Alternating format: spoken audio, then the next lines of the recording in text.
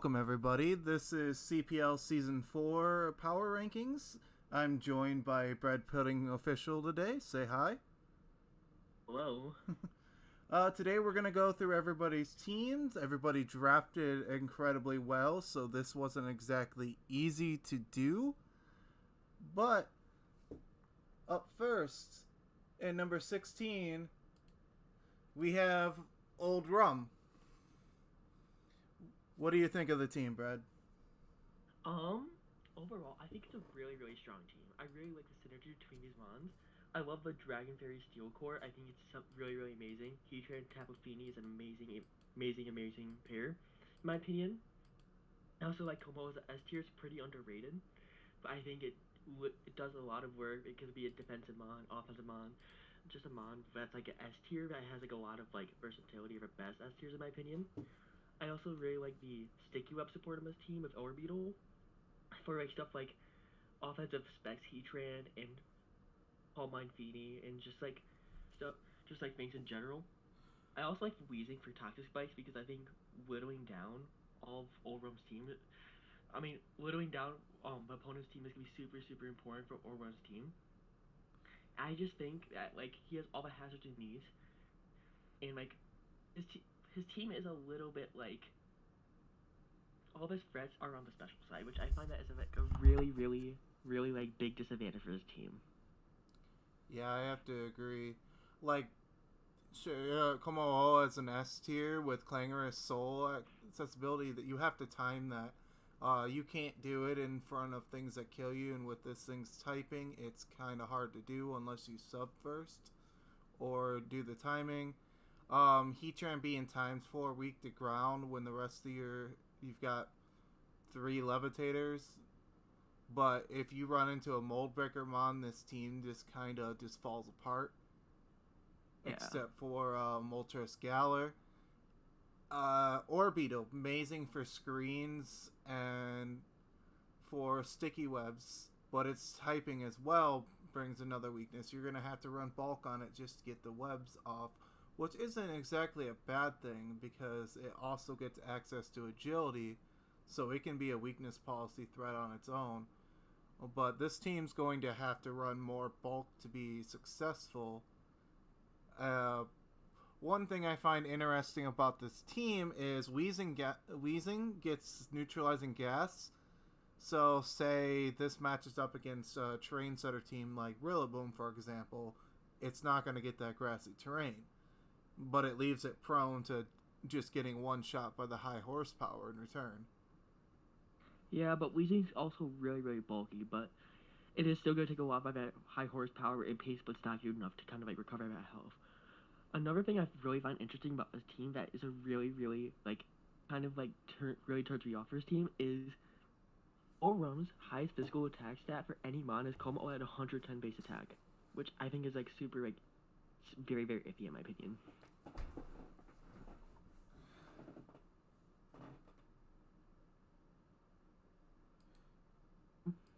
Yeah, that's a little bit of a flaw as well. His abilities on this team are interesting. You've got Curse Body, you've got dual Levitate, dual Levitate, you've got Transistor, so Regieleki can just pound things, but you don't really have a reliable ground switch in for Regieleki. Yeah. Like, you have Claydol and you've Galar Moltres, but if they read that every time and click Stone Edge or a Water or Ice move or Ghost move, Claydol just drops. Moltres can risk death by walking into a Stone Edge. It's really hard to run Regieleki. They do have a tank grip though, but it's not gonna be enough to like block the special hits. No, that's not. Yeah, overall it's a good team. It's bulky. It's just it needs more offensive capabilities. Yeah, I definitely agree. It's gonna be relying on webs and choice items. I feel like a lot of the games with Orum's team are gonna go to timer.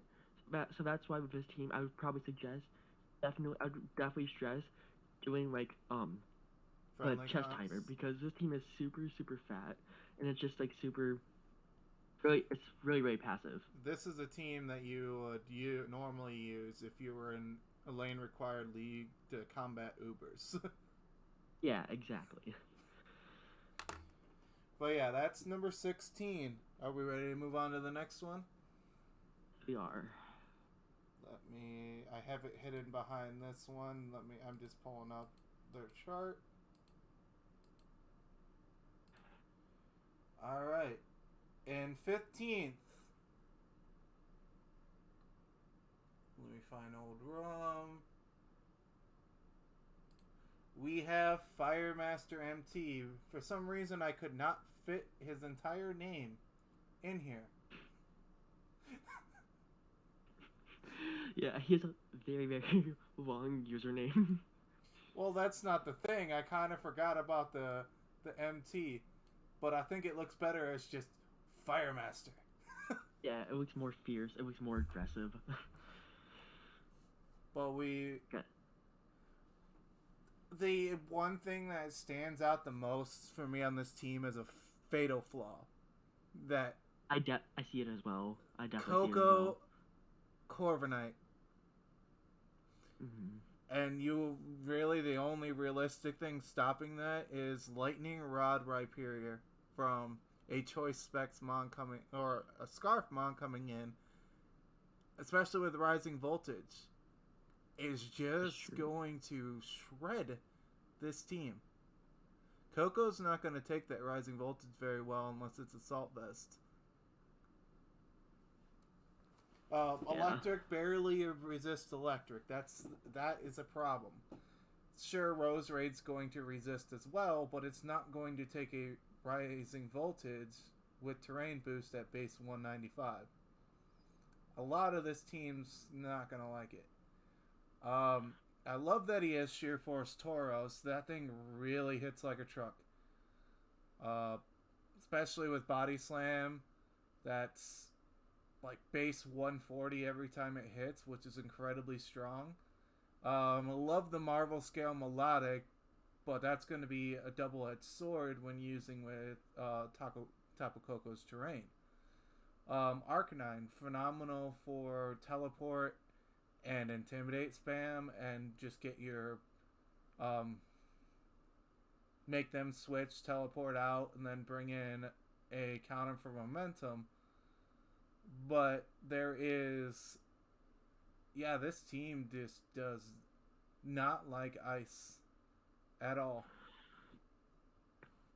But here's the thing. I think this team is super super good power, like offensive power, and I really like Beezmon standing alone. Oh yeah.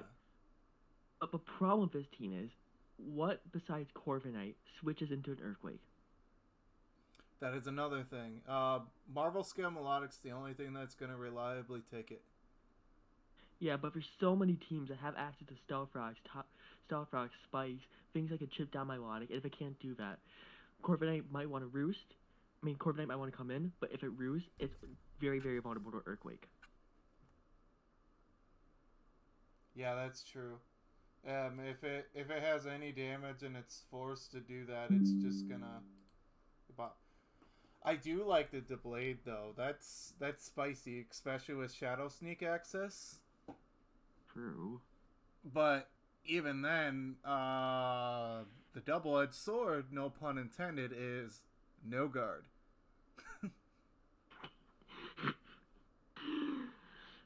That was funny, but the one thing I love the most about this team is you look at Goodra, Melodic, Rhyperior, Deblade, and then you run minus speed Tauros or slow Arcanine, slow bulky Arcanine. Gallade gets Trick Room. Yeah, I love that. I love that part so much.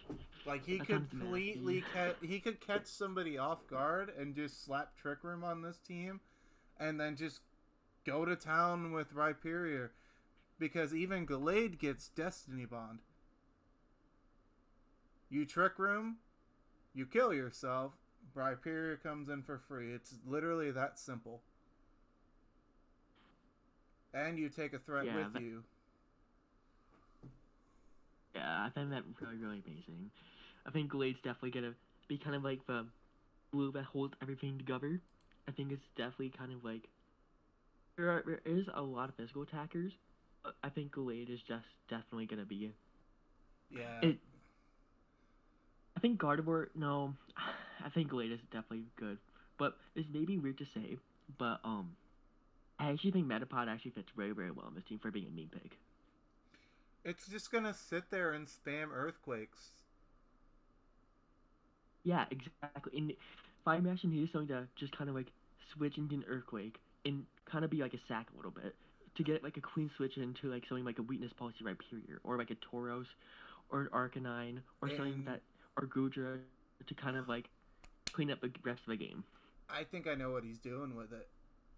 Um, it Oh, gets Bug Bite as a Caterpie. He's gonna be fishing for berries. Spam an earthquake, click, click oh, Bug and also Bite. wait, wait. I'm pretty sure it gets this. It does. It gets Electro Web. Yes, it's gonna be a. It can use Electro Web in electric terrain. That's gonna be so funny on recordings. Fire Master, you genius! Name this thing the goat if you're watching this. That's actually amazing. Oh my god. That Metapod's gonna be like such like a setup for like teams to just sweep. Oh my god. Eviolite, Electroweb, let's go. Hard swap. Wait, I'm slower than this. Crap. Hey, I don't have sticky webs. I have the next best thing. Let's go, Metapod.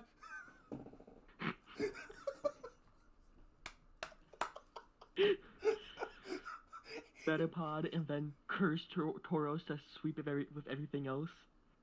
Oh no. Curse Tauros in Trick Room. If only it got Quick Attack or a form of priority. Curse White Herb. Yeah, but if you're in Trick Room, you want to have that minus speed. That's true. But either way, with the Curse Intimidate Tauros. Oh. That just sounds spicy. We're getting sidetracked. We are. We definitely are. Okay, so we should probably move on to the next one. That's number 15. Sorry, Fire Master. We've revealed your tech. Moving on. Next, we have CJ Jensen, 311. Love this team. Love his team so much. So much. But then you look at a few things. Oh, you have... Sure, you have triple electric immunity. But where's your ice resist? Have it a Zoom, we have a Lucario, they have a Centiskorch, he also has Valley, but do any of those make really want to, like, switch into Ice Hit and possibly get, like, frozen? And if they did, like, could possibly put them in a losing position? This team gets shredded by Freeze Dry. It's true. It's really, really true. But you also got to take into account, you got Banded Lucario there with Bullet Punch for any ice types, which can come in clutch. You have potential Flame Body with Centiskorch to sponge that, but ice isn't really known for being physical. It's known for being bolt. Well, 9 times out of 10, if your opponent has access to Freeze Dry, you better have a Yachi Berry on deck. Savali is the funnest part about this team because it can be anything. Savali and Sigalith.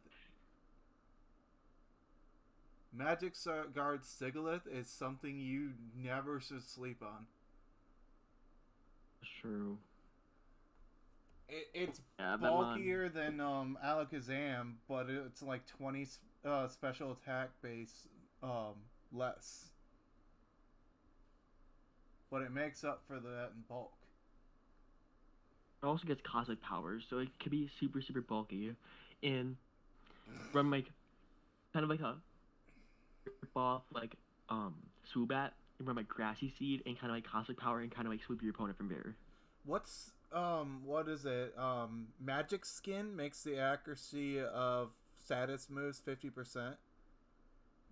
Wonder Skin. Let's see what Wonderskin does. It's anything that would be status like Confusion, Toxic, T Wave, Will-O-Wisp is now 50%. Yeah, status moves with accuracy checks are 50% accurate. So like stuff like Thunder would be like 50% accurate. There is oh, I could see a team being ballsy one week and running Blunder Policy. It's true. But how you gonna? The only way you'll know if it's not Magic Guard is if it switches into Hazards, and I'm not even sure if Sigilyph gets Defog. I'm pretty sure it does. Let me check. That does. Wait, that's something else I really wanted to bring up of his team. Defog options are pretty limited and kind of forces Valley in a very, very uncomfortable position because Um, Valley's one of those mons that like wants to pivot. It wants to like use stuff like multi attack. It wants to use like stuff like Ice Beam, Thunderbolt, Flamethrower. But if it's forced to run Defog because Flygon wants to be offensive, and then Sigilyph it's wants to be forced to run offensive. Defog and be defensive instead of having an offensive utility. Yeah, and another thing is this team does not like hazards at all. You've got a ×4 weak Mon to rocks. That's true, and you also have the Zapdos, which it's Zapdos is a very iffy mon because there's like it's very very offensive, but it's not uh, like it's not like too offensive where it can't like survive a hit. Like from like a full health Zapdos, it can definitely survive a hit, but like a little bit below that, it can't really do anything. And base 100 speed is really nothing to like. It's really not that good. Yeah, and another thing is, say it's in front of a site. What's your future site switching? It's true. I don't think they have one. Yeah, And I don't see one. They don't have a dark type. if you're against a ice type with Galar Zapdos, and you're forced, well, you have got Thunderous Kick, but against, for example, a mon like Frostless, you're going to have to U-turn out. Well, what are you U-turning into? If you're in front of a Psychic type and you're forced to U-turn, you better kill, because what are you switching into? Because Lucario's going to just get destroyed. It's neutral, but Lucario's got no Spadep. Flygun's going to take about 50%. Nidoking's going to just cripple. Unless he runs bulky on Licky Licky and Cradily, and on Centiskorts, they're going to take at most 40%. And that's not stuff you can easily recover. I do like Licky Licky for the fact that it can't be taunted. That's true. I think that makes it very, very valuable.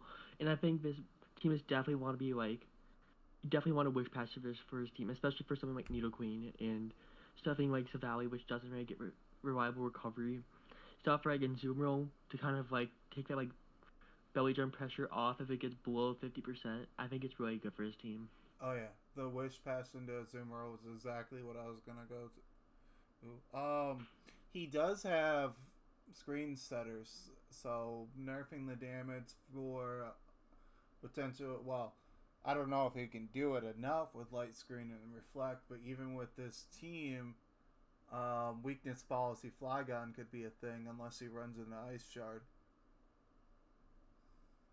That's true. There is ways to Flygon could be. There are ways to EV Flygon to live things behind screens, even if it's ×4. I don't know. This seems gonna be interesting to prep for, but I'm not exactly sure. He's gonna have to like work on synergy like every week with this. Mm-hmm. This is definitely a team that like you're gonna need a lot of prepping in order to use correctly. Oh yeah. He's gonna have to practice this team, but then again, this is CJ's playstyle, and he's actually been rather good with it. Yeah. This is all bait trap. You've got Zeraora to eat the electric. You have Centiskorch and Licky Licky to eat the psychic moves and the ice moves. You when it comes to rock moves, you've got Flygon and Nidoqueen. Fighting moves to protect Lucario, you and Licky Licky, and potentially Savali and Cradily. You have Nidoking, Zapdos, and Azu to protect. Yeah, he's got switch-ins to most things. He's just got to watch out for a few. Yeah. Overall, this team is really good. I hope CJ has a lot of success with it. And we should probably move on to the next person. Yeah. Next, we have Sceptorbird. Sceptorbird? Yeah, Sceptorbird. He's... Or they... I'm gonna say they. They are... very interesting team building style. I don't really know how to describe it. Pivoting is gonna be here's the thing. I think his team is definitely going to rely on a lot of pivoting. But the problem is Sceptorbird doesn't have a pivots to actually benefit from them. Because I'm not sure, Tapu Lele is a really good S tier in my opinion. Definitely underrated. But just doesn't have like the support to actually support the main S tier, which I think is kind of like the main problem of this team. Like you have Charger Bug, you have Skarmory, you have things to put mods in range in order for like a Moonblast or a Psychic or Psyshock to kill for Tapu Lele. But I'm not sure if it's gonna be enough for his team. You definitely do have that bulk. I think like your high speed is Salazzle, which is a pretty fast mod. You do have Sableye for stuff like Thunder Wave, but it's also very iffy because Tapu Lele Psychic terrain. I just think this team, it's really good, but it's very one-dimensional. There's one thing I can't stand. You picked Eldegoss. What? 60 points. But you left Sceptile in the 60-point tier. That's true. Sceptile would have been so amazing for his team. Oh my. Sceptile would have provided this team with the speed control it needs. I get why he has Eldegoss, though, because he wants the Rapid Spin, the Regen, and the Rocky Helmet abuse. But this team is more of hyper offense, but you're trying to play it defensively. Another thing I don't like is you've got a Prankstermon in Psychic Terrain. Yeah. A Flyer or a Levitator can run Iron Ball, and then Sableye can't touch any member of that opponent's team. I love Crocodile before the Moxie and the Intimidate on this team. It's amazing. But he has excellent ice switch-ins. But, bro, what takes a fire move on this team? The Crocodile, the Noivern, and the Suicune. And then the Salazzle. So that's 4 of your 10 that resist the fire move. Yeah. I'm not sure. I think this team would definitely take a similar situation as like Iron Master's team with like Suicune is a very good wall. Don't get me wrong, but it's gonna be like your primary wall, and it's gonna want to switch into so many things that it can't. This team loses immediately to Fire Master. Yeah, that's true. That's very true actually. It doesn't matter if grass resists electric. You're not taking a Thunderbolt. This team against terrain matchups is also going to struggle. Because Lele doesn't hit as hard once you take her terrain away. And she's not the best speed tier. So without the webs, you're stuck running Specs or Scarf just to get reliable damage off. So I see this team running mostly Future Sight, then pivoting out. Yeah, that's how I see it as well. Um, I also don't like that. Like, I'm just trying to I don't figure like out. that. But what? I'm trying to figure out why Helios Lisk is here. What Same, on his same. team wants to take a water move besides the two on the far left? I get I it here for dry skin, taking a but water move. Nothing really. Salazzle and Crocodile, but are you really gonna run dry skin every week? Oh wait, you can't. You can't run solar power unless you run Sunny Day with this. And then you run into the problem of what's taking a fire move again. Yeah, that's true. Like I get it if you want to stop like water moves going into Crocodile and Salazzle, but if you have to switch this thing into a fire move on Skarmory, if those two go down and Suicune's weak, uh, a fire move's just gonna do double damage to this little lizard right here, and it's gonna be gone. Oh, Yeah. I just realized something. Let's But see. He's got okay. I guess poison resists fighting. I'll give him that. But not a lot of this wants to switch into a fighting move. Oh wait, none of this wants to switch into a dark move. This oh, team's that's very true. this team's knockoff prone if they have coverage. Yeah, that's oh. Yeah, this team really struggles against knockoff. Now that I look at it, like nothing wants to get knocked off. Like not even like the low tier Sableye wants to get knocked off. Oh, that's. Ugh. And what's another thing? Oh, sure. You've got two dragon switch-ins. That's about it. Yeah, and I'm not gonna spoil my match, but I learned from my week one match that having a dragon type switch in is so important. Then, like, if you don't have a dragon type switch in, then like a Mons just like nuke your whole entire team. Yeah.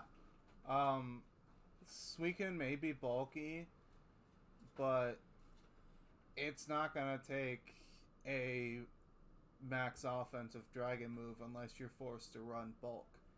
And forcing Suicune to run bulk isn't exactly 100% what you want to do. Yeah. There's another thing that this team is incredibly weak to. If somebody does Magic Room, goodbye, Charjabug. Because it turns off items for 5 turns. Oh yeah. We've got our next one if we want to move on. I'll just close this. We probably could, but I'd like to just wrap up and say that like this team is pretty solid. But in my opinion, there's just like some other mods that could easily replace some other mods to make the team even better than it is. Oh yeah, most definitely. Like yeah, I believe Galvantula was free as well if you wanted to upgrade Charjabug, but you'd have to change a few things on this team. Yeah. Okay. I don't like Eldegoss and Sableye on this team. I'm sorry. I just don't. Yeah, same. Like, as weird as it sounds, I think Breedent looks super good on this team. Like, just that, like, possible, like, belly drum just kind of, like, disrupt a lot of things. It's super threatening. And I feel like there's a little bit of a mistake not getting Greedent. Because I can name a couple of trades that would be pretty valuable for this team. I would probably just trade Sableye for Greedent. Probably find a way to get Galvantula He can. Because Heliolisk for Greedent, because it's 40, and then upgrade Galvantula, Charge-a-Bug to Galvantula, because it's 100. yeah,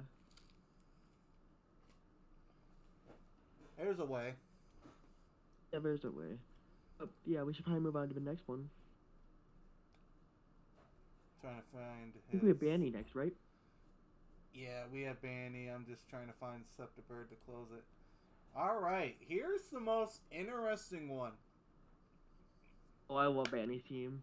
I love it so much. It's just... Bro, what takes a banded knockoff? Yeah, like when I first saw Banny's team, I was like, oh, I feel so bad. First nothing, I take the knockoff, and literally nothing wants to take a knockoff besides Gobalion, and Gobalion really doesn't want to take a knockoff as well. Like, I don't want to spoil it, but... well, when Shelby prepped for this, the first thing she said was not coming, even with her Zoroark, was the Cobalion. And it ended up coming anyways. Because of the knockoff. Yeah. I love Victini. Scarf Victini, I wish it was faster. Especially if you're able to just... Hey, they lead a Hazard Setter. I'm just going to click Final Gambit. Your Hazard Setter's gone if it's not Sash. That's true. I love Rotom-Mow for its typing. It gets Trick, Will-O-Wisp, Toxic, Thunderwave. You name it.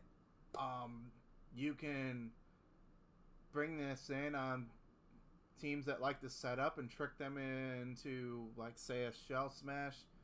Well, now it's not a problem because they're stuck into that. I love Cryogonal for Levitate. I just hate that its defense is a paper. It's Ice Kartana. Exactly. Haunter, I love on this team for Levitate. It's just what this team needs the most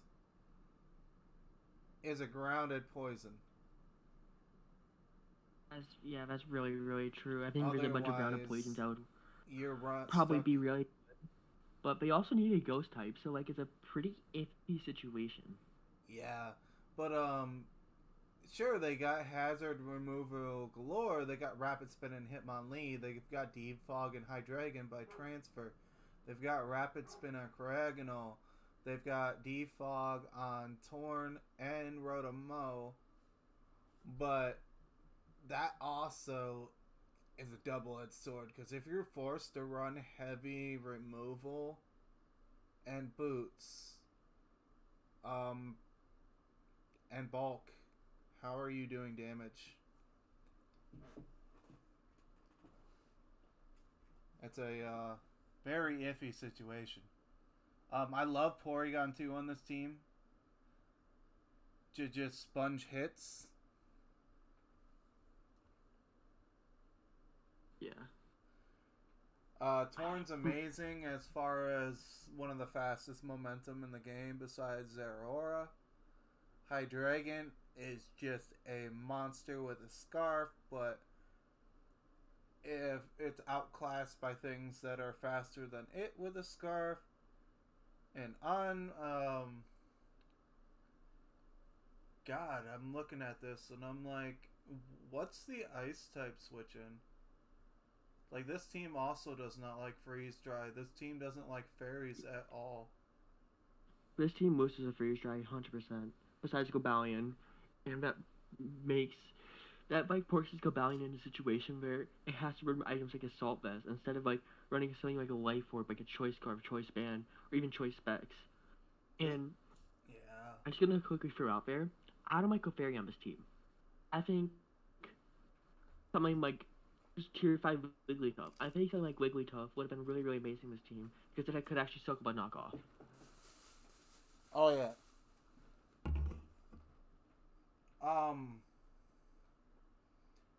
Does Wigglytuff get Trick Room like Clefairy does? I don't think Clefairy gets Trick Room, and I don't think Wigglytuff gets Trick Room. He could have done Wigglytuff on this team and had a lot more. He wouldn't have needed Hitmonlee. He could have done a different fighting type that benefited this team more. Yeah. I think Hitmonlee's a really good mon. But I think that, like, it wasn't needed on this team. Like, well, what? I was trying to think of a good fighting type that would have been good. Hitmontop would have been better on this team. I think the main thing we're trying to get is, I don't know if we're trying to give Hitmonlee, to be honest, because they have a fighting type of Gabalion. I think they forgot when they did it. They have Spin with Cryogonal. What typing do they not have? Let me look right now. I think we have almost every single typing. Let me check though. Dragon Dark, Electric Grass. Where's their Discord for this. They have their water type. Never mind. Oh, where's your bug type? Yeah, I think a Sticky Web Mon would have been very good on this team. Yeah, Sticky Web would have been amazing.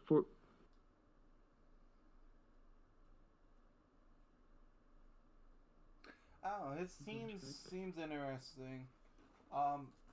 Probably now I see it in a couple weeks, maybe making changes because he's a little bit too fighting weak right now. Like even Gastrodon's still gonna take a chunk. Victini's still gonna take a chunk. Oh, his team hits like a truck. He's gonna have to prep well with it. Like, for example, Shelby was incredibly scared of Fake Out on Bird and Hitmonlee just running her team. Yeah, I'm not sure about this team. I think it's really good. I think it's better than some teams. I think all the teams are... I'm just going to stress this very quickly that I think all the coaches have potential to do really, really good for teams. But I'm not sure. I just think that, like... Next. I just think in order to do good with this team, it kind of needs some key elements that would help the team a lot.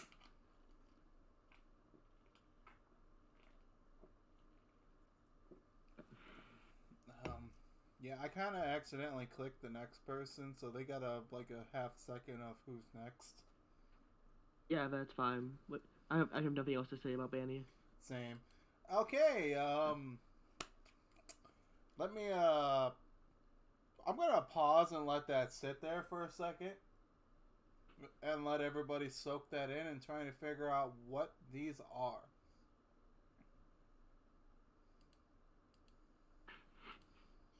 Okay. The snake is Zygarde, the moth is Volcarona, the mermaid is Primarina, the Umbreon is the dog, the Decidueye is the owl, the Archeops is the parrot, aka macaw, Throw is, I assume, the egg with a bandana. Yeah. Magnezone's the magnet. Slowbro Galar, I'm going to assume, is Barney? Yes. Vanillux is the ice string cone, and then Obstacoon is the guitar. We sent him the original. Well, Brett did. He doesn't know about this one. And he's gonna be probably either yes or salty as fuck that Slowbro Galar is Barney. Look pretty similar, bro. Alright, so this team. This is a wild team. You gotta love this team. It doesn't like so round. At all. This team also does not like any mon that has access to Aura Veil. Because then you can't bring Vanillux at all. Um, this team doesn't like fighting types very well, so I know he's got a Decidueye to block it and a Primarina, but most fighting types get poison coverage. Sure, you can switch Primarina in, but if it gets poison jab and Primarina's in range, it's gone. Decidueye is not gonna like the poison jab. Archeops being rock flying is still neutral. That thing's gonna be below defeatist every time it takes a fighting move. Forgot about Barney. Huh? Forgot about Barney, aka Swabro Gawar. Yeah, but it likes the fighting moves and the poison moves it sponges, but then you get to a lot of the fighting types get knockoff. And Earthquake, and yeah, I see it, yeah. Yes. So, you have a times 4 week to fighting, you have 1 week to fighting, you have 1 week to fighting, you have another week to fighting, you have one that's neutral to fighting that doesn't want to take it. Also, what sponges fire moves on this team? Oh yeah, this team really struggles with fire type moves a lot. Zygarde and Primarina don't want to get burned because Primarina just wants to sit there and be a sponge. Zygarde, I whoever past experience that like is Zygarde gets burned, like that's pretty much call it from GG from there. There's not much recovering if Zygarde actually gets burned. If he's up against somebody that gets not only freeze dry, but a ground and a fighting move, oh my god, Mamoswine shreds this team.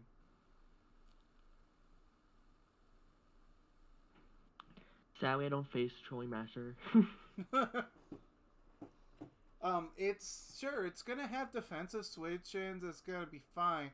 But if you look at this one compared to Fire Master's team, I know Zygarde's immune to electric, but what on the rest of this team is going to want to take a Specs Thunderbolt?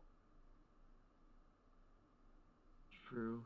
Absolutely nothing, because Magnezone takes 55% in electric terrain, and that is max bulk. Just because of the terrain. Oh, sorry, that's with Assault Vest as well.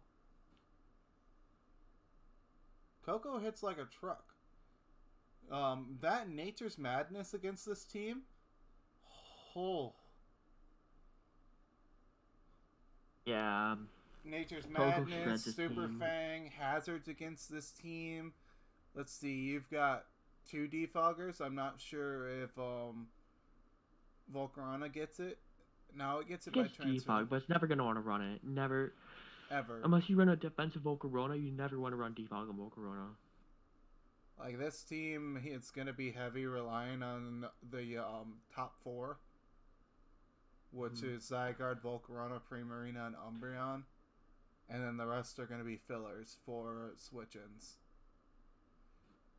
I really like Aurora Realma's team with like Zygarde, but like I'm not sure. I guess they do have Wish with like Umbreon, but like I'm not sure. There's just something about this team I'm like really iffy about. You get a status on this team and it's just falls apart. Too many physical mons. Mm-hmm. Yeah. One thing I really dislike about this team, only still Frogmon, Archeops. Oh, you're right. Yeah. He doesn't. Does he? Wait, he doesn't have spikes either. Hold on. No, he doesn't. He literally only has stealth rocks as hazards. Yeah. That's only Archeops. Yeah, that's not good. Because you're gonna need a lot of that chip for matchups. Mm-hmm. That and well, technically Slowbo G and okay, he does have two psychic immunities, but he doesn't really have. Well, he resists fairies slightly, but there's a lot of holes in this team that people are going to be able to take advantage of. Yeah, definitely. I think this team is definitely going to be really, really scary. But like, I'm not sure. It's just like it's really gonna be hard to actually execute this team. It's full of potential. Like he could prove us wrong and have this be phenomenal, but we'll just have to wait and see. He's got a really, really tough week one opponent for this team. Oh, that's so true. Fire Masters. Ugh. His team just He's. shreds this. Hmm. But yeah, that's Really all you gotta say about the team. well. On to the next one. Okay, we have Shelby. This is my wife. And Brett kind of did this as a meme, and we were joking around, and he said, I heard my name. "Hi, Shelby." Me and Brett were joking, saying that the babies are gonna carry this team, and then Brett does this. They are though. No doubt, no doubt. But her worst matchup for this team is Sand. But you have two Sand Force Mons that are going to sponge everything and can heal off the damage stalling out the sand. That is super annoying for Sergio and Scarlet. That and I absolutely love Blastoise on this team. Sun makes Thunder 50% accurate, and if your opponent's forced to run Volt Switch or Thunderbolt in order to be able to hit Blastoise, that's amazing. That leaves the possibility of... Huh? I have to go. Oh. Yeah.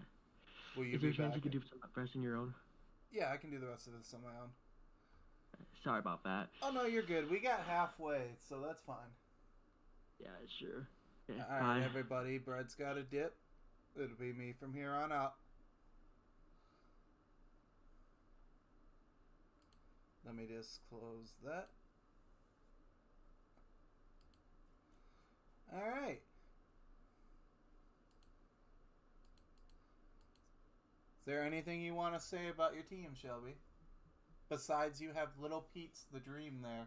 I love my Shellos. So, Shellos is here because she fell in love with it from Legends of Arceus. He's got tiny feet. Even though the blue one's cuter with its little wings. No, I gotta say, I actually like the pink one You gotta because... talk louder and closer. I'm just saying, I like the pink one because I like the little bulbs on its head. Oh, you like the bulbs on the head better? Yes. She has Libero, Cinderace, and Sun. She has a phenomenal Cleric and Sylveon. She has Ninetales for Flashfire and for Drought, which sets up Venusaur for Chlorophyll. 50% boost to the Pyro Ball. Blastoise, phenomenal mon for this. Blastoise, Raikou, both get Weather Ball to take advantage of her Sun, which makes this a very offensive threat.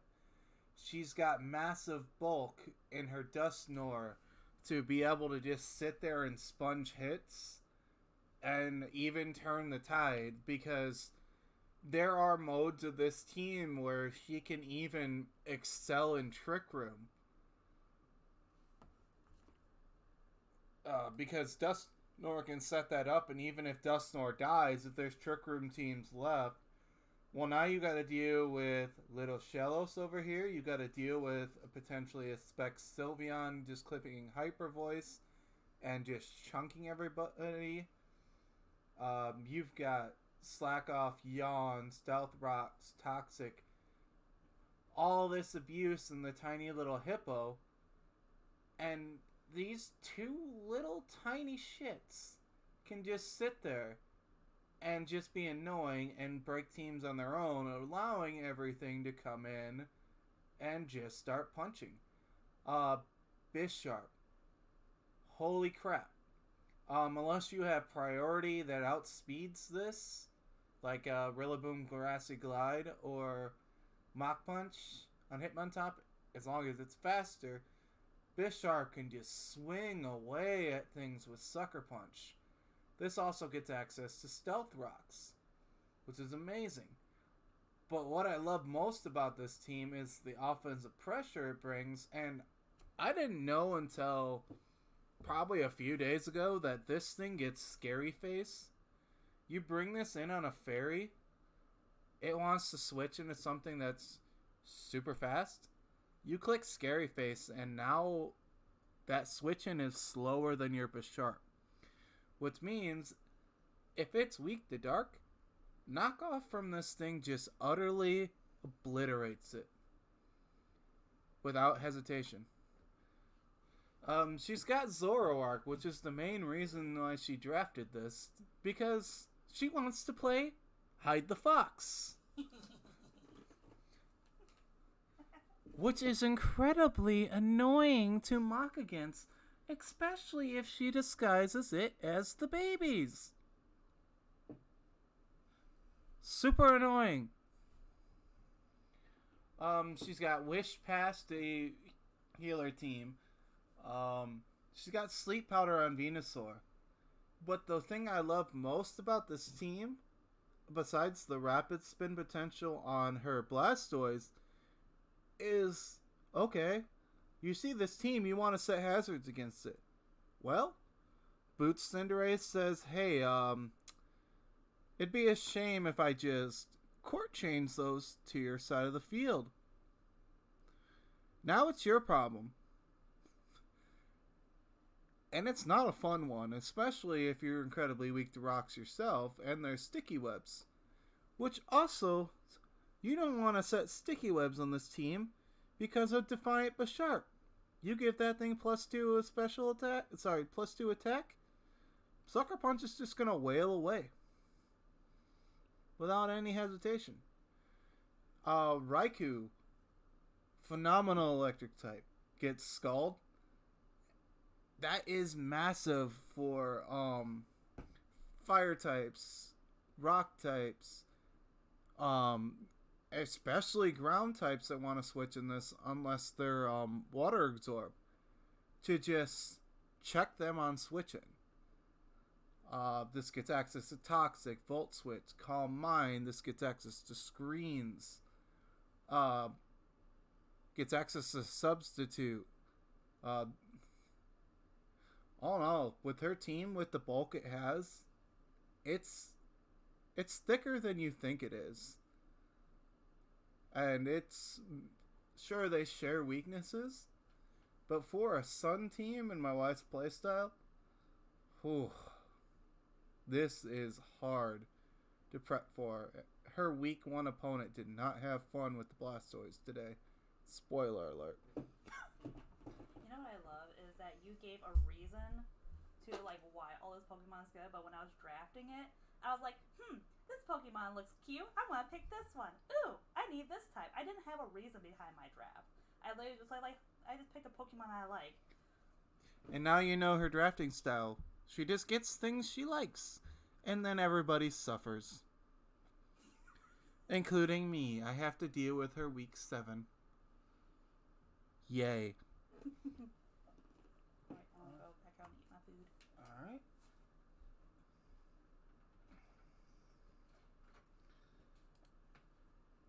At number 9. Let me remove these because it's being annoying.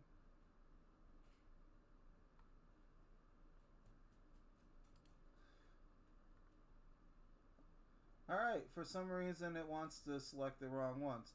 At number 9, we have Caracasa and the Grounded Gibbles. Okay, originally, Brad wanted to rank this as number 6, but forgot just how frail this team can be. Zygarde 10% does not want to take hits. You've got Fluffy and Blair, and you've got bulky Miltank, but what on your team wants to really take a fighting move besides Vikavolt, Klefki, Slowking, and Mew? Zygarde even doesn't like close combat. So if you run into a Scarfer with close combat, this is going to have some issues if those Keymons get ripped apart. I love Chlorophyll on the Leafeon, but I believe he's on Shelby's schedule. So that's going to be, this team next week's going to be interesting for my wife. I love the fact that Vikavolt's here. Having the ground immunity is amazing when you have Darm, Klefki, and Lycanroc Midnight weak to ground. But you also sponge that with Leafeon as well and Slowking.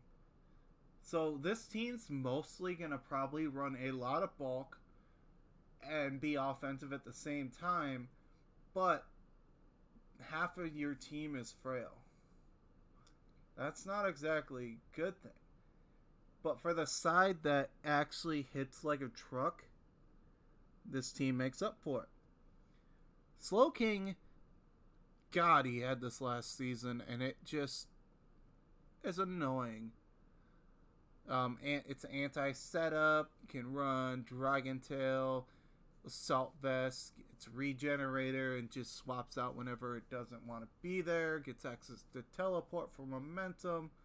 Klefki with Prankster can set up Magnet Rise and make it self-immune to ground, which can catch a opponent's ground type off guard, and if they don't have a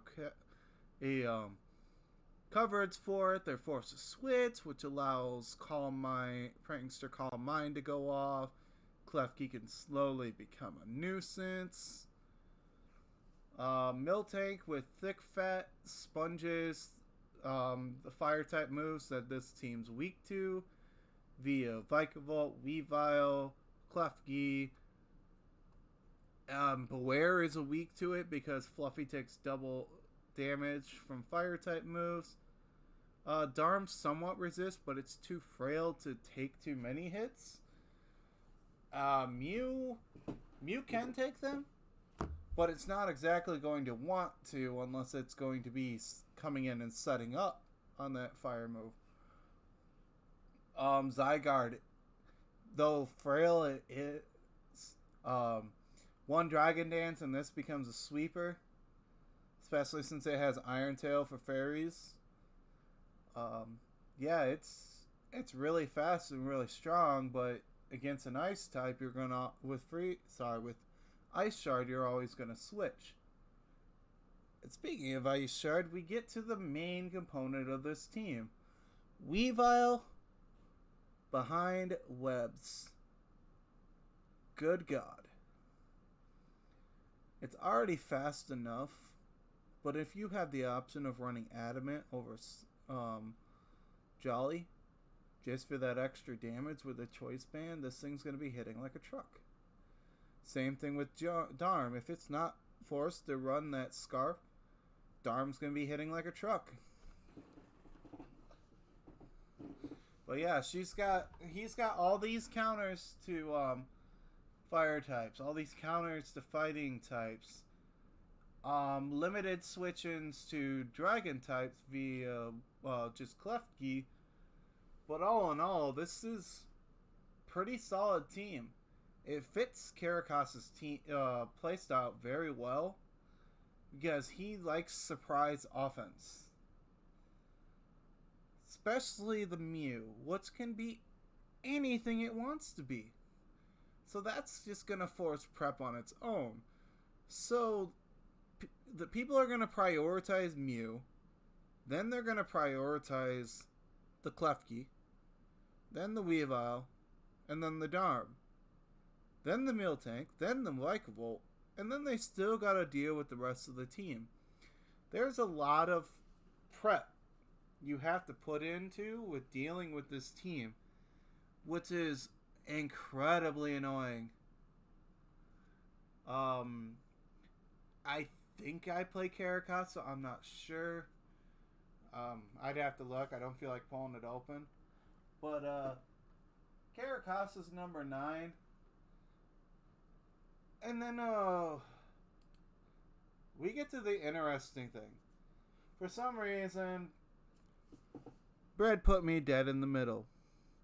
This is my, I'll put it bluntly, what am I doing? To answer that question, even I don't know.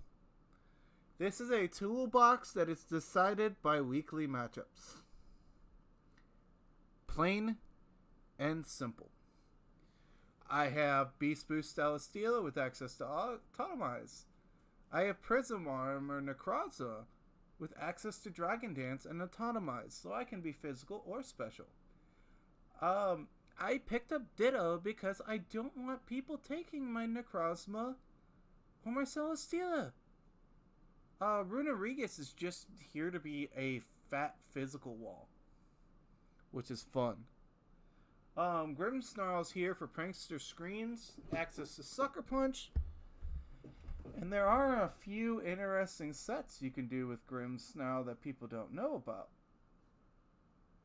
I grabbed Pangoro. I know I originally had Cinccino for the speed, but I dropped it for Pangoro because what really wants to switch into a knockoff in this thing? It gets access to Bullet Punch for fairies. It's fast enough behind webs to just do some damage to mid-speed Pokemon. I got Talonflame as my only defogger, which is why I'm surprised Fred has me as number 8, mainly because of my offensive threats. But that's my only defog. That's my Tailwind. That's my fire type. Okay, and I have Arachnid, which after the electric types, some argue this is the best web setter because of its ability. And the fact that it gets access to Mirko, Toxic, Lunge, Liquidation. I think it gets Pain Split. I can't remember. I'd have to look. It probably doesn't. I might be confusing it with another mon.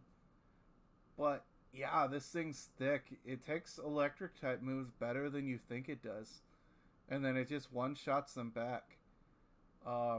It takes ground moves better than you think it does. Even rock moves are neutral against it. Actually, no, they're not. It still takes hit, and it dishes out punishment back. Especially with Leech Like, if I just keep healing back what you're doing to damage. Plus, there's a Toxic in play. It just sits there. Plus, it gets Water Absorb. I'm not sure what I'm protecting against with Water Absorb, but it's nice to have if anybody drafted Rain or Dracovish, which they didn't. So that's interesting. Now we get to the fun ones. Toxtricity. It was tier 3. Now it's tier 4. Nobody wanted it still. I picked it up.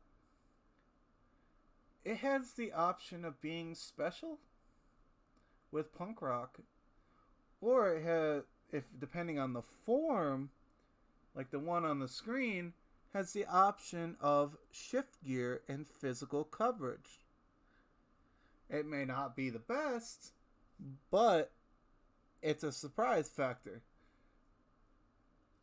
it actually gets better ways to hit ground types in its physical than it does in its special. And then we get to Glastrier, because I really just wanted to try it out. Grimnay is absolutely broken. This mon gets access to Close Combat, High Horsepower, Icicle Crash, Heavy Slam, Lash Out, Payback, what's another one? Stomping Tantrum, and I believe it gets access to Rock Slide as well. And it's really bulky.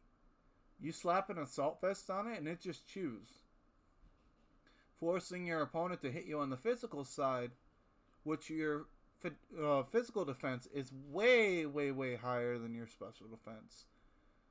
So this can actually force people to switch in and take damage, and they're not going to appreciate it. And then our last member, we've decided let's have fun. Mainly because I wanted to try this mon out. But I got Appleton. Gets access to Ripen, Thick Fat, and Gluttony. If people aren't familiar with what Ripen does, okay, I'm times 4 weak to ice. There's a Yachi Berry in play. That cuts the damage in half. Ripen turns that to a quarter damage because it doubles the effects. You hit me with a fairy type move, I have Roselli Berry. That's quarter damage. This thing also gets access to Gyro Ball. So if it's a fast fairy, this thing just can blow it away if it's slow enough. This gets access to Apple Acid, Superpower, Earthquake, gets access to Screens, gets access to Body Press, gets access to Iron Defense, Recycle, Recover. Yeah, it can just do a lot of things. It also gets access to Dragon Pulse, Draco Meteor, gets yeah. It's got a whole list. Like, it covers all of the things that it's weak to in its move pool. Except for flying types, which is mainly rollout. I'm not locking myself into rollout on this. But yeah, it's incredibly bulky. It times 4 resists to grass, water, electric. Fire is neutral, but the thick fat makes it 1.5 resist. My team takes flying type moves incredibly well. Takes fighting type moves incredibly well. Yeah, my team overall just nerfs a lot of damage, and it's actually quite surprising. Alright, next. That's enough about me. Now we get to the fun one, the middle of the pack. We got Lego Leon and the Little Gligers. And my god, Lando is the immediate threat here, you would think. But then you look top left, and there's a Gengar. Then you look and you see an Entei. What switches into a Sacred Fire? Not a whole lot. There's water types that take 30 to 40% from a banded Sacred Fire. That is not a switch in. And it has a 50% chance to burn. And it gets access to Stone Edge. But the funnest thing I see on this team is below the Thwacky that gets Grassy Glide. Well, Clawitzer gets Terrain Pulse. That's insane. So, a Gastrodon, Seismitoad, Quagsire, any other water type is not going to want to sit in front of this because Terrain Pulse is base 100 when it's in terrain, plus the Grassy Terrain boost, plus the Mega Launcher boost. This thing just craps on other water types, ground types, rock types. Hits electric types incredibly hard with the Terrain Pulse. And then you get to the Registeel. That's incredibly bulky. That's gonna be his main Stealth Rock setter. And with Grassy Terrain up, Earthquake's not gonna do anything. Which forces them to run Earth Power, Stomping Tantrum, other high horsepower that's not nerfed, which allows Registeel to take less damage. It allows Gengar to take less damage. It allows Lycanroc and Duraludon to take less damage. But then you also have Landorus right there. Like, this team may look on paper like it's weak to ground, but Scarfclaw Witcher just one-shots almost every ground type with Water Pulse. Unless it's Water Absorb or Storm Drain. That's insane. Mega Lancer for a tier 5 is a steal. Thwackey for a tier 5 is a steal. Spiritomb for a tier 4 is a steal. Lycanroc for a tier 4 is a steal. Especially for Sandrush. Outspeeds Dracozolt. Outspeeds Dracovish. Outspeeds Excadrill. And with the fact that it gets Drill Run, it's not nerfed by the Grassy Terrain, which is insane. I'm not exactly sure what Duraludon's here for besides Stealth Rocks, but this team being double steal is a little weird, but he probably makes it work very, very, very well. That and Virizion is incredible typing wise with access to Justified. Yeah, this team, you want to hit it with a knockoff. So you just bring Virizion in, which Leon loves using. Now it's +1 attack. Well, let's start smacking away at things. He's got rockers galore. He's got all this offense. He's got Slowbro, which is regen, which is incredibly bulky. Extra healing with the Grassy Terrain. Leaf Blade is boosting Virizion, so it doesn't really have a switch in. Oh, I believe Virizion gets Grassy Glide. That might be something to look into. Oh, that's nice. But yeah, this team does not like ground moves, but it's not going to matter in the end. Yeah, this thing hits like a truck, but you gotta live a hit in order to get the Earthquake off. Because if you're just dying to Lando, why does it matter if you're weak to ground? Also, his ice switches. Everything switches into ice. Lando is free. Psychic moves don't hit this team for crap. Because they're Duraludon, Registeel, and Spiritomb, and Slowbro. Fighting types. You got an immunity, and a resist. And then you have another resist that lowers their attack. And then you got Thwackey that resists as well. This team's hard to punch through. It's incredibly good. There's flaws, but he uses those flaws to take advantage.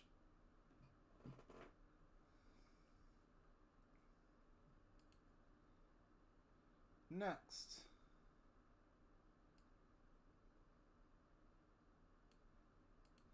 we have the commissioner himself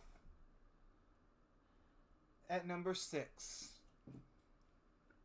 You got Zapdos, one of the best defoggers in the game, besides Talonflame, just for its typing, which is amazing. Access to Roost, which makes it prone to electric type moves. To ground type moves. But you also have type Null that is incredibly hard to punch through.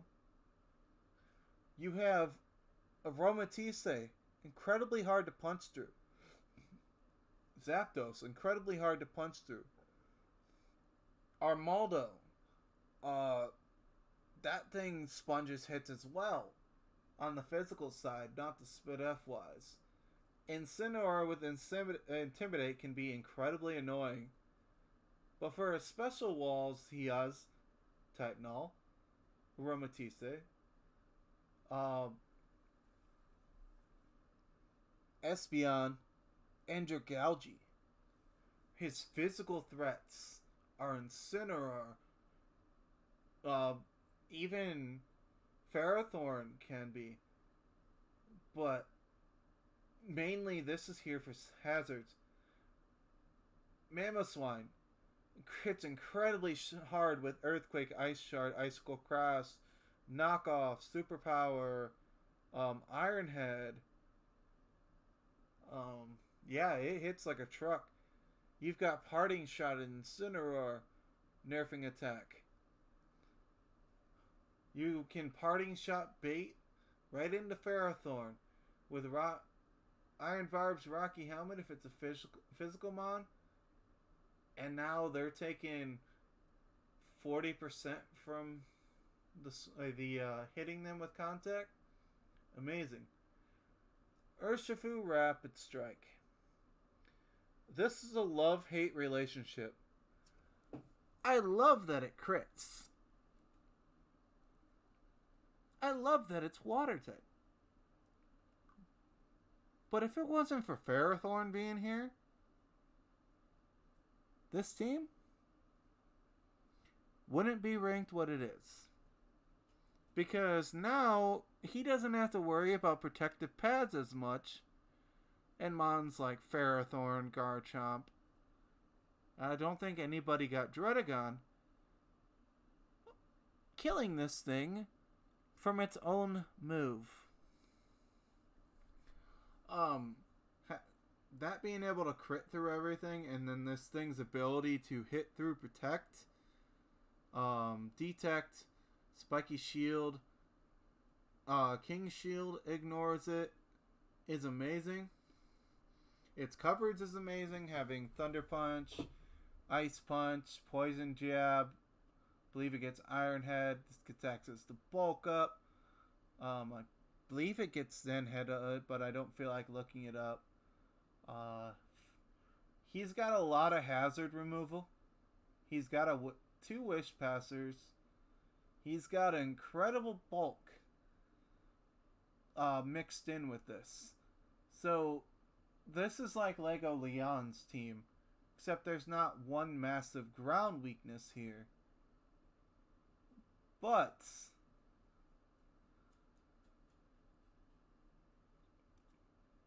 it still has a few flaws. Fighting being one of them.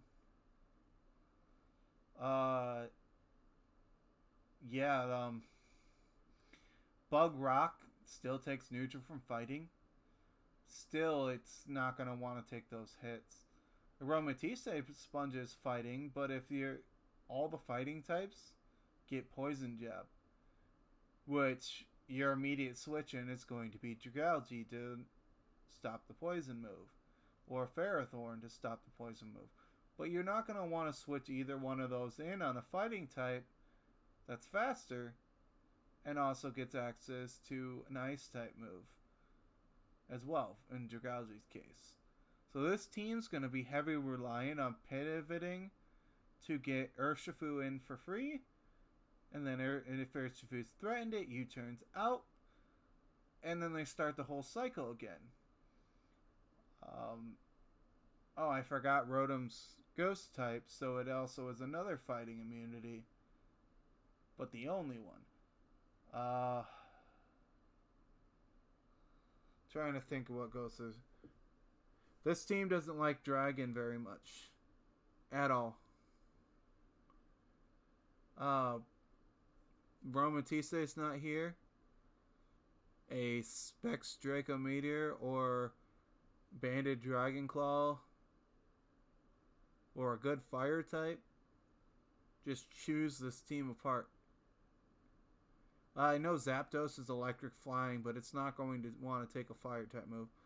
I know Mamoswine gets Thick Fat, but then that's also prone to grass and fighting moves and steel type moves. So this team's going to have to constantly switch into immunities and damage nerfs to have Bread have a reliable season. If he can do that successfully, this team is worth the ranking it is. Now we get to the other ones.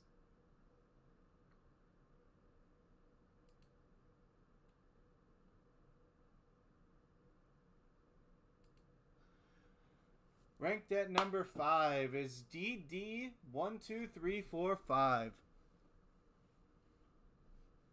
This Dark Dragon Steel Core is absolutely amazing.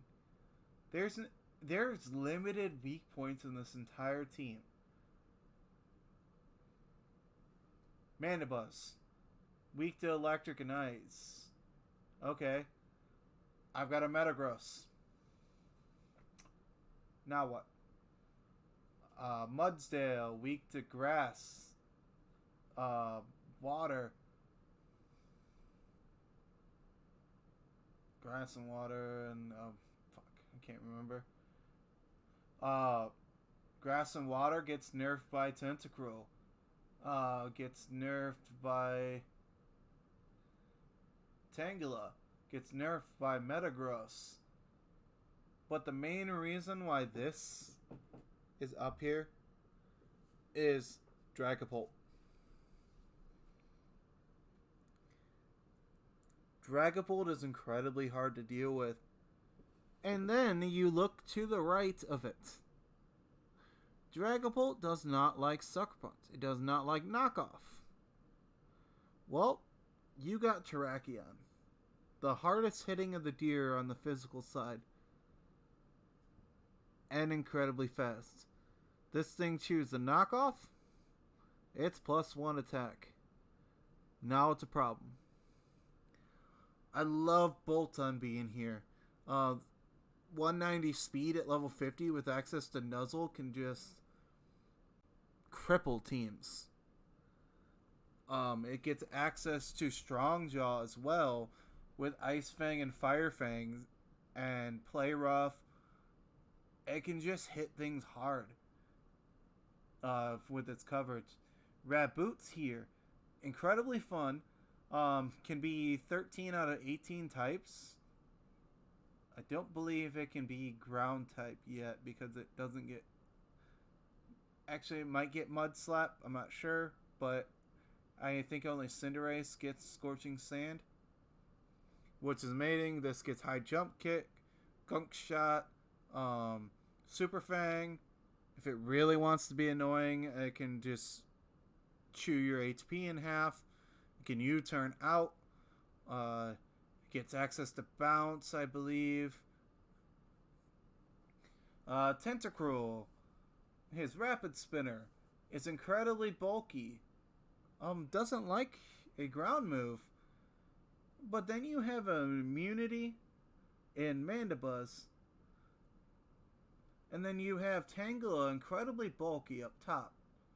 And then you've got Mudsdale with Stamina that's just going to chew the Earthquake and be +1 defense. Well, now you got a problem on your hands because ground types can't really touch this unless they are water ground types.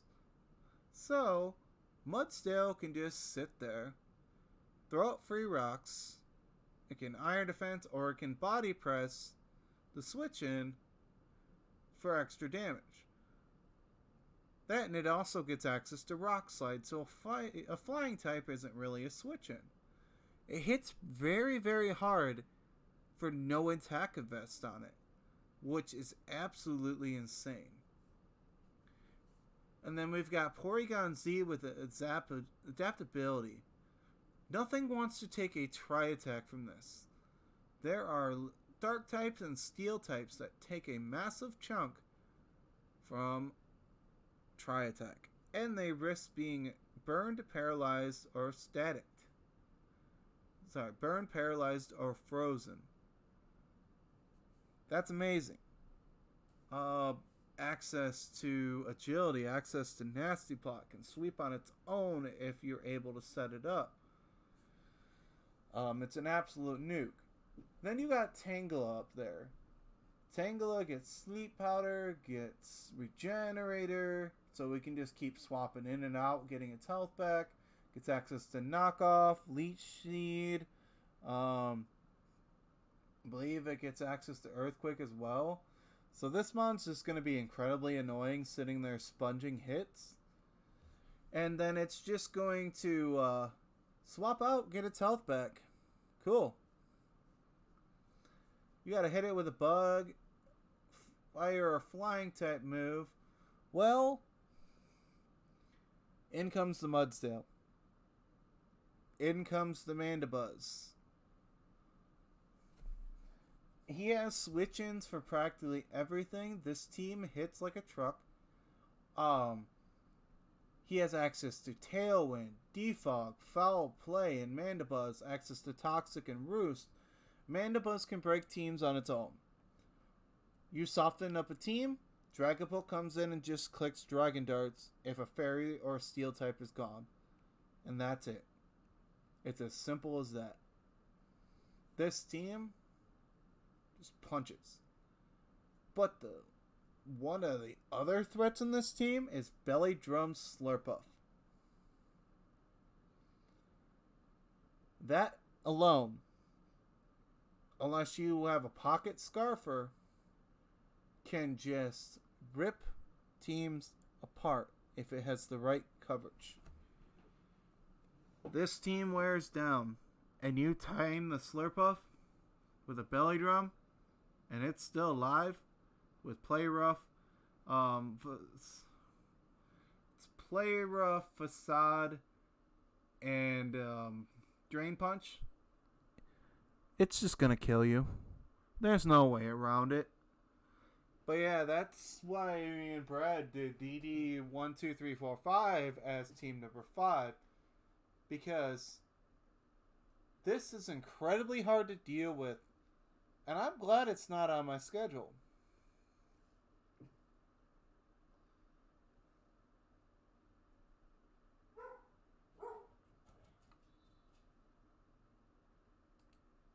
Next, we have Sergio. Brett and I love this team as a sand team. But it's incredibly hard to use. It's all or nothing. And that is the type of team I love. Let's see. You got a fire immunity to protect Dhelmise, Bronzong, Rabombe, and Flashfire Flareon. You have Water Absorb to protect Sandslash, Flareon, Tyranitar, and Mantine. You have Volt Absorb on Dracozolt. You have Heat Proof and Levitate on Bronzong to be a ground immunity. You also have Mantine for a ground immunity. You've got a Regen Mon that's incredibly annoying in Glowking. You have Dhelmise, a reliable rapid spinner. With Steelwork, which increases Anchor Shot and traps your opponent. This actually also gets access to Poltergeist. So if you're able to get Trick Room off and this in, it hits like a truck. Basically, I believe I've done it before. You Trick Room with Bronze on, then you explode.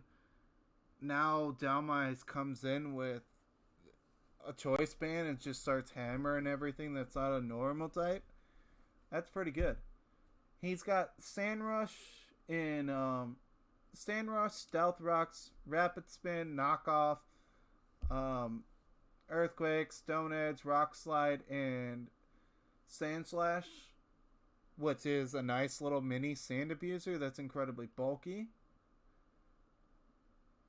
You've got Rabombe for webs.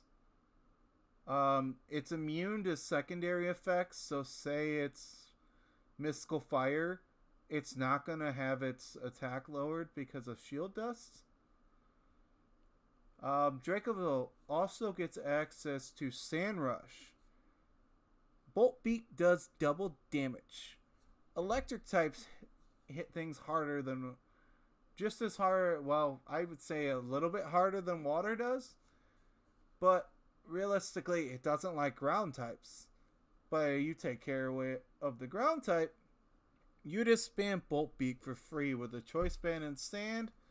If you're not outsped, and if it's not immune to electric, Draco's ult just rips things apart. You don't even need sand. You can run Hustle with this, with a choice scarf, and just guarantee that things just die. You've got Hitmontop with Technician and with Intimidate.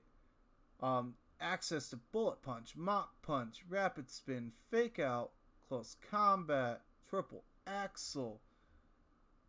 Yeah, this thing could just hit. It's good for hitting things that are incredibly weak and just killing them. Because of Mach Punch being Technician boosted, and same with Fake Out. It does a lot of damage. You can pick off kills that way and just get out. But his biggest threat here overall, if a team is weakened and there is webs up, is Kyurem. One Dragon Dance, Kyurem is an absolute nuke with Icicle Spear. Gets access to Freeze Dry. This craps on a rain team. Access to Ice Beam, Draco Meteor, Earth Power to get fire types. I think it gets Ancient Power to hit other ice types. Oh no, it gets Focus Blast for sure. So this thing's an absolute special threat. Trianatar, an absolute physical threat with Dragon Dance. Basically, if you let anything on this team set up on its own, it's a wrap. Trianatar with one Dragon Dance behind webs, it's so disgusting. Then Trianatar hits so hard on the special wides as well. And then I believe the only mon I haven't talked about right now is Mantine. It's water flying. You've got one electric immunity, two if you count Draco's ult with Voltazorb. But you get access to Defog, Roost, Tailwind, Whirlpool to trap your opponent. You trap the right thing and they can't switch out, you just Roost stall them to death. Especially if they're toxic or behind toxic spikes.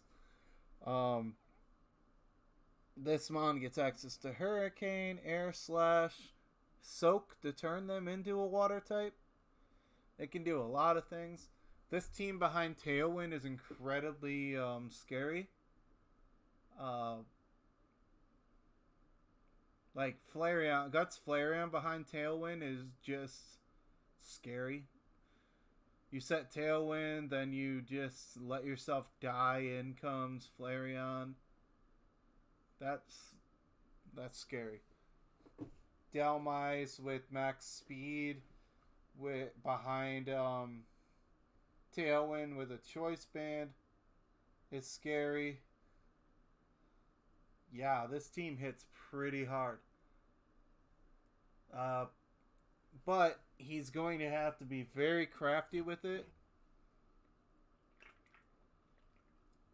I agree with Brett on where it is because of how lethal this team is.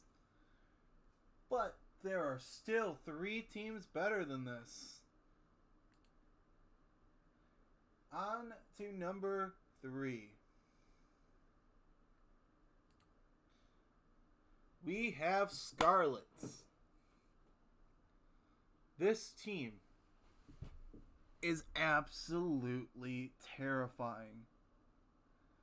Good lord. You have Sandaconda with access to Glare, Stealth Rocks, Coils, Shed Skin, and Rest. It can coil up. It's faster than you think it is. And then rest it off. And then if it gets lucky at the end of the turn, it just heals itself. That is insane. You have Zarude with access to Darkest Lariat, Close Combat, Power Whip, U-Turn. That thing is incredibly bulky with an Assault Vest. I have never seen a Dark type take a Moonblast and not even take 30 to 40% from a Fairy type move with an Assault Vest, and then proceeds to just kill it back. That is insane. She does have a huge weakness to Stealth Rocks and Articuno, but it also hits very hard with Freeze Dry. Gets access to Defog, Tailwind. It can set the Tailwind for the rest of the team, and then this team just becomes incredibly annoying. I believe it also gets Ice Shard as well. Access to Roost, Ice Beam. Yeah, it gets quite a bit. Now we move on to Jellicent. This Mon is either going to be max HP, max defense, or special defense. With access to Strength Set, Will-O-Wisp, Toxic, Recover, Trick Room of its own. This thing can actually pretty hard with its high HP with the Water Spout and Trick Room. This thing is going to burn cripple teams, and it's not going to be very pretty because Strength Step, even if they're burned, is based off the original attack. So not only do they go -1, but they also have the half from burn. That is gross. You have Jirachi, basically Steel Mew. Access to Meteor Beam, Cosmic Power, Thunder Wave, Toxic, Ancient Power, Iron Head, Zen Headbutt, Flash Cannon, Charge Beam, you name it. All of that stuff with Serene Grace has increased chances. This, with a Choice Scarf, can just flinch hacks with Iron Head 60% of the time every turn. And you just have to pray you can get through it to kill it. Or you have to outspeed it to kill it. Then we get to Audino.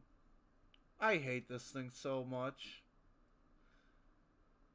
Why is something so meh on paper just so fat? Wish, Protect, Encore, and Heal Bell. Or just one random coverage move. This thing just sits there and just starts wearing you down. This thing behind Toxic Spikes is going to be annoying if you don't have a Cleric. She's just going to slowly break you down. That, and she can Wish Pass to anything on her team. She can also do that with Jirachi. You have 2 Wishers. You know how annoying that is? And then we get to Magmortar. this thing has the option of running physical. You run sub belly drum. This can be Salic plus 6 attack, so it's plus 1 speed, plus 6 attack, smacking away on things.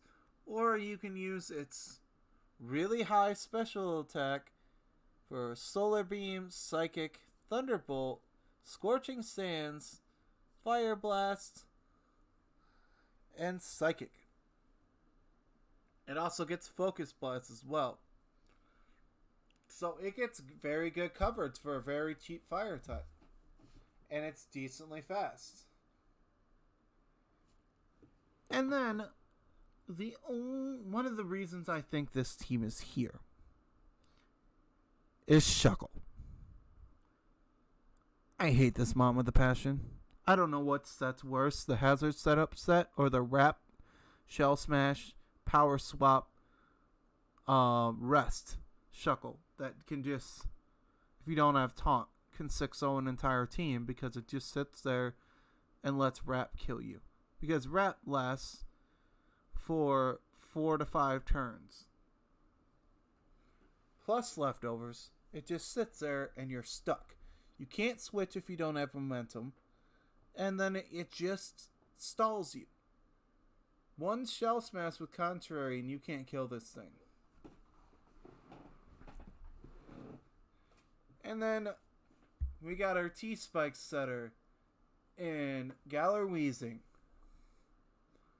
This also gets Misty Surge, Levitate, and Neutralizing Gas. She can turn off your ability. This turns off Unburden. This turns off Mold Breaker. This turns off Huge Power Azu.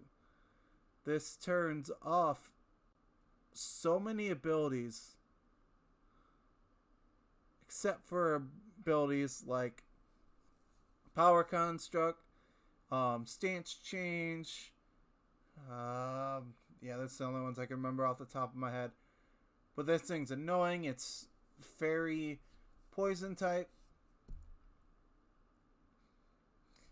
It's neutral to Steel. It's neutral to Poison. And that's incredibly annoying. But it's still weak to Ground. But it has Levitate, so it can take advantage of that. So, yeah. That is annoying. You slap T-Spikes on this, and you're able to just stall your opponent out. Is incredibly broken. And then we got Keldeo, who can be physical or special. But the special set's way better, because it gets access to Air Slash. And it gets access to Secret Sword, but only in its Resolute form, which is the bigger horn on its head, which bypasses defenses. That includes screens. That's a fighting type move that goes through screens and Calm Minds.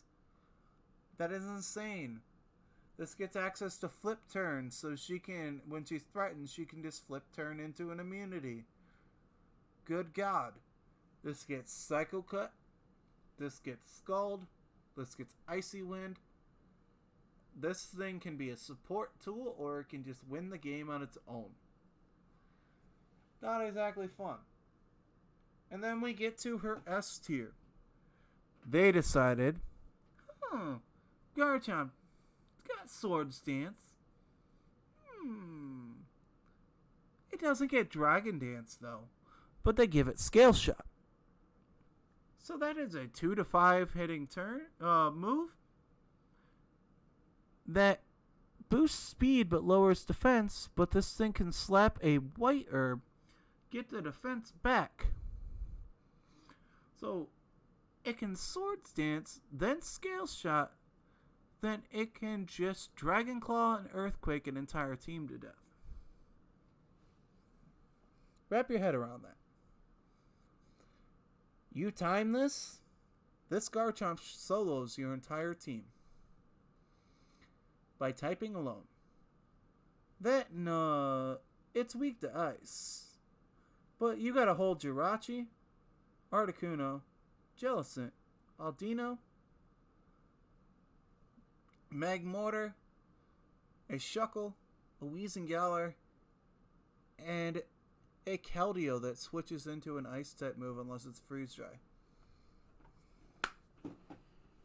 This is by far one of the best teams I've seen that revolves around keeping Jirachi, Garchomp, and Keldeo alive. And it is amazing. That, and she has weather control. She faces a rain team. She runs Water Absorb on Jellicent. And then she runs Sand Spit on Sandaconda. All she's got to do is kill the Rain Setter, and now it's fair game. It's a wrap. It's good against Sun teams as well because of Sand Spit. But that's our number 3. Coming in at number 2...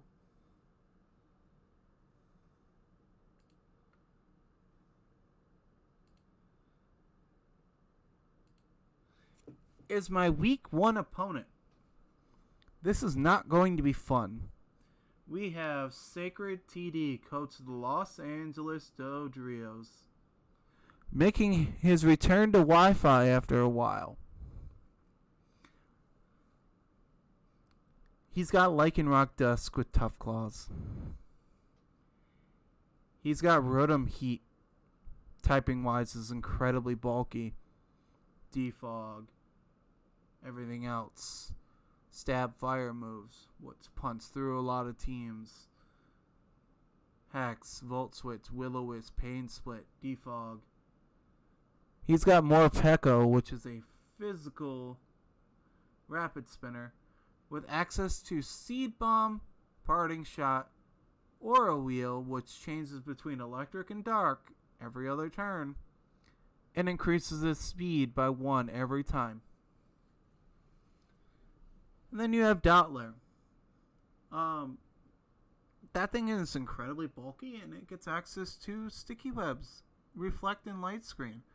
That's its main job. It's just going to set up. Something else is going to come in. Then we get to Vaporeon. One of the, my opinion, the bulkiest evolution. The more reliable one.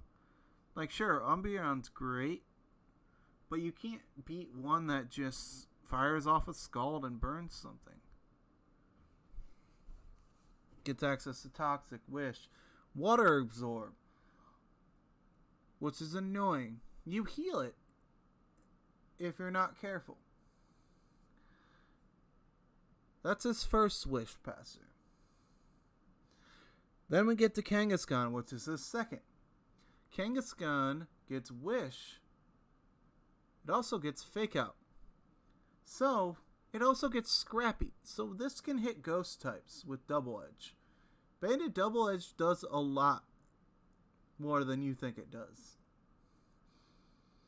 This gets Wish, this gets Earthquake, this gets Thunder Wave, Thunderbolt, Toxic. It can status cripple team or it can stall it out to death.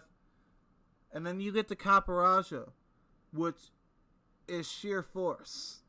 This thing gets Play Rough, High Horsepower, Stone Edge, Rock Slide, Power Whip,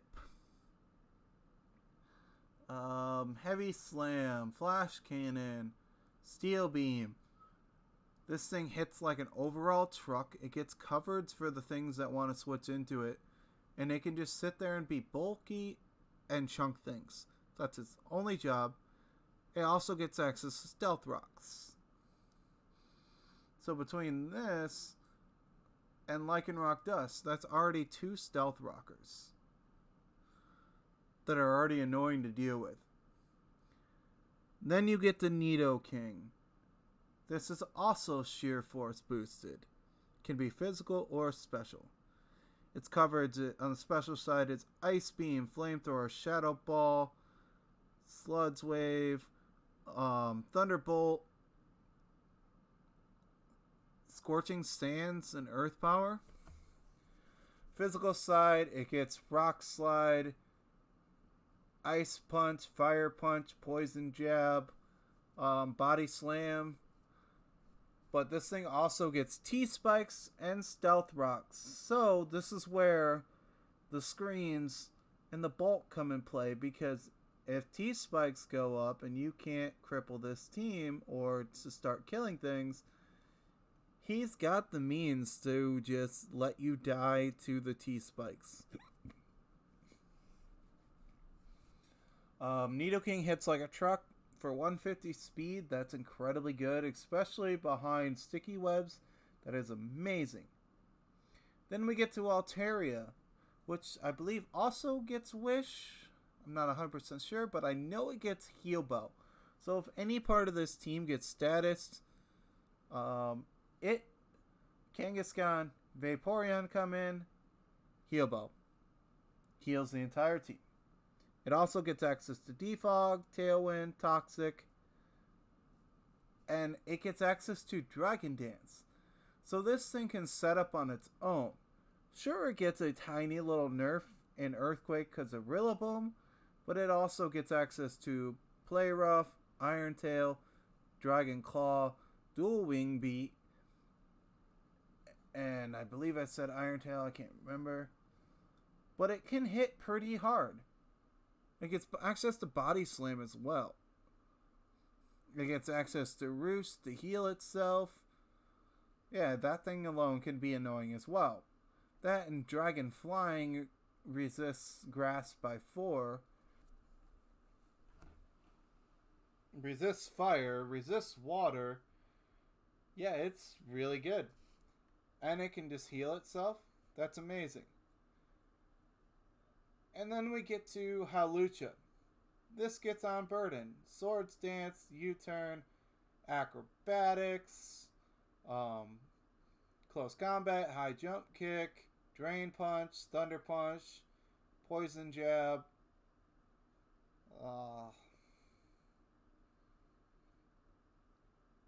It gets access to Roost.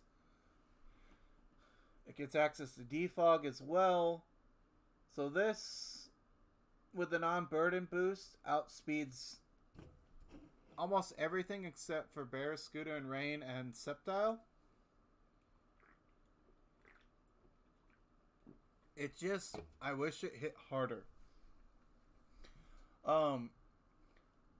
It's prone to, say, if it doesn't set up a Swords Dance, not being able to hit hard enough, and it can walk into a red card, which is incredibly bad for this. But overall, all of this leads up to his S tier, which is the monster that is Rillaboom that plagues my nightmares. I have beaten a Rillaboom team once in draft. Once. It applies so much pressure with Banded Grassy Glide, it's ridiculous. Then it gets U-Turn, Fake Out, Knockoff, Acrobatics, and Woodhammer, and Drum Beating, which is a guaranteed speed drop. It gets access to Superpower. It literally can hit anything it needs to. And it hits like a truck. That and Grassy Glide is priority, so he just spams it. If you don't outspeed it with your own priority, it kills you. This thing lives an Ice Shard from a Weavile from full. And that's Banded. It's tanky. It hits hard. It can be fast. Rillaboom is just a monster, and it fits so well with the rest of this team. It's insane. The Turnly recovery to everything that's grounded is amazing. Holy crap. But before I go, I want to talk more about his Lycanroc. Tough Claws is a built-in Life Orb. You put a Life Orb on top of Lycanroc with access to a Cell Rock. That is a hard-hitting priority move. that no matter what late game, because of its speed, being 177, can just sweep you on its own if this team wears you down enough. You have to worry about so many things packed into one team, and this dude was worried about his speed tiers, but didn't notice the amount of priority and speed influence he has. It's absolutely insane. But there is still one more team that is better than this one, and we are about to get to it, so we can wrap this up, display the final rankings, and then we have a special treat brought to you by Scarlet.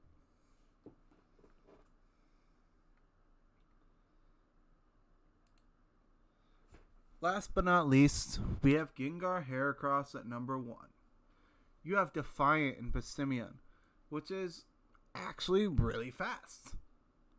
Gets access to Gunk Shot. Can kill fairies just like that. Access to close combat. Access to U-turn to get itself out. Gets access to bulk up. It doesn't get Sword Stance though. But for its speed and its ability, that thing's absolutely gross. Then we get to Serena. Serena does not allow priority, period. You can't fake this thing out. You can't bullet punch it. You can't ice shard it. This, if it's faster than Mamoswine, just obliterates Mamoswine. It's as simple as that. This thing with an Assault Vest is incredibly fat. It's just as fat as the Rude. Hits just as hard with an Assault Vest. Gets access to Rapid Spin to get rid of hazards. Power Whip. Drop Kick guarantees lowers the attack. Gets access to Play Rough. Gets access to Aromatherapy to heal this entire team. Synthesis to heal itself. High Jump Kick for Steel types. It's got coverage galore, and she just hits really, really hard. Then this is where it gets interesting. He has Jolteon. This is an incredibly fast Pokemon. Sure, it gets outsped by Dragapult and Zeraora, but this thing also gets access to Quick Feet. Quick Feet, if it's status, it's basically having 1.5 speed. So you can run a modest Quick Feet Jolteon, outspeed Dragapult, and just fire off a Shadow Ball and see if you kill. Or you can just be a fast Volt Switch, Pivot, Thunderbolt, you name it. Its coverage is a little lacking, but for speed-wise and for wish support, it's amazing. It also gets access to Heal Bell. Gets access to Baton Pass. And Voltazorb. Okay, you bring it out on an electric type. Well, you wish. Okay. You Baton Pass. Okay. You go into an immunity. That's insane. Glaceon also gets access to Wish. Gets access to Ice Shard. Gets access to Freeze Dry. It hits really, really hard on the special side. Probably one of the hardest freeze dries in the game besides Frostlass, which is incredibly good. But that Heal Bell and that Wish makes it so much more valuable. That and its SPDF is pretty high. So it can be tanky as well. Now we get to Scizor. Good lord. Technician Bullet Punch with the Life Orb hits like a truck. U-Turn for Momentum hits like a truck. And then, by transfer, this thing gets Bug Bite.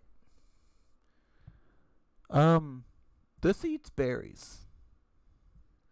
You bring a citrus berry, an agua berry, or a damage resist berry against this, and it just clicks Bug Bite and fishes. You could heal this mon. That is insane. This gets access to Knockoff, Roost, Defog, but most importantly, Swords Dance. This Swords Dance is once and you don't have any more resist. This Scizor just blows your team away. Unless you have Psychic Terrain up. Scizor is not a mon to sleep on. It may be times 4 weak to fire, but with what's protecting it, good lord.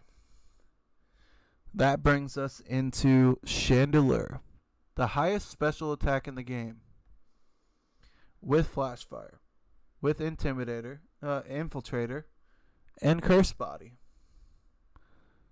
Good lord. Scizor feels threatened, goes straight into Chandelure, sponges the fire move, free Flash Fire boost. Now it's doing 25% more. Nothing's going to want to take that overheat, which is insane. It also gets access to Shadow Ball, Hex. Hex does double damage if your opponent's team is status, which this team can easily do, which is insane. And then we get to Drapion. This can't be crit, so it hard walls Bread's Urshifu. This thing with a rocky helmet just chews for days, because Dark resists water. That, and this also gets Sniper. You agility Sword Stance with this thing and just start firing away with a knockoff while holding a scope lens or a Night Slash. This can run through teams itself. Drapion is a massive threat if used correctly. Then we've got Tornadus, access to Prankster and Defiant. I didn't look up to see if it got screens, but main thing is this thing gets Tailwind. This throws off a Tailwind and just lets itself die. Now you have choiced items galore with his team just hammering away at you. And there's absolutely nothing you can do. He can also alter weather by Prankster. He can Rain Dance, he can Sunny Day, and I believe he can Hail. Cool. And now we get to his go-to. Gengar loves and successfully uses Swampert. Access to Flip Turn, Toxic, Ice Punch, Ice Beam, Scald, Stealth Rocks, Mirror Coat. Thing's incredibly bulky, hits incredibly hard, even though you invest in its defenses. Like, this thing's just insane. You Wish Pass into this thing, it'll never die.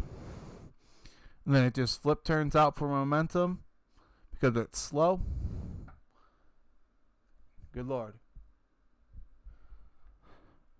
Okay.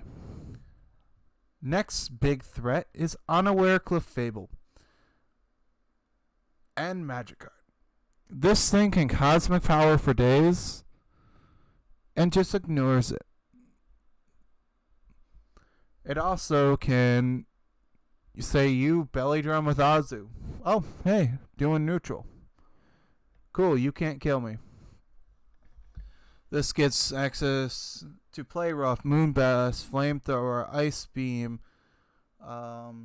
Thunderbolt, Special Coverage galore. Gets access to Calm Mind, Wish, Soft Boiled, Protect, Heal Bell.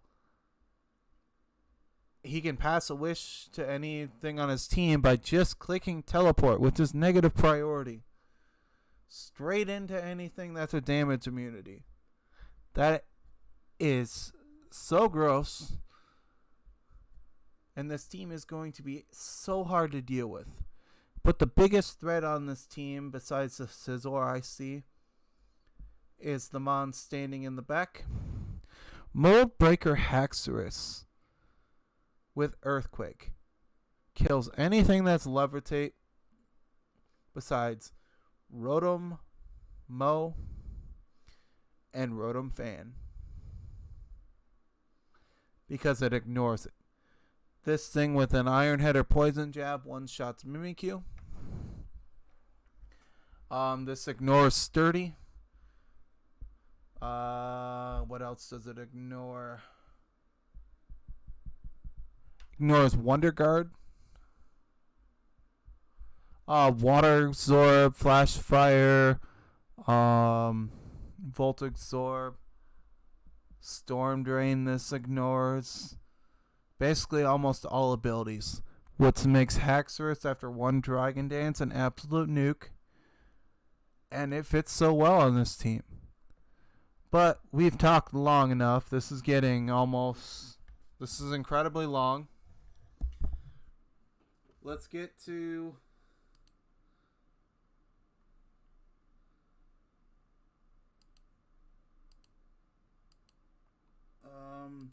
Scarlet's rankings. She put Caracasa dead last, and I absolutely love her for it. But here's the issue. She did all of these, but she put Trolling Master in second. Trolling Master's team's crap. I'm pretty sure she was memeing because all of these are randomly all over the place.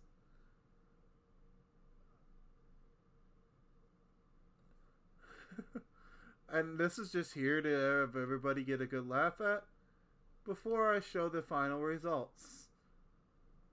This is our Season 4 rankings. This was incredibly hard for me and Brad to decide. We were going to have Sacred help us, but he's going to help us with mid-season. Hopefully everybody enjoys. I'm going to get this uploaded so people can watch it. I'm going to try and do a little custom intro beforehand. So, catch everybody later in CPL and enjoy.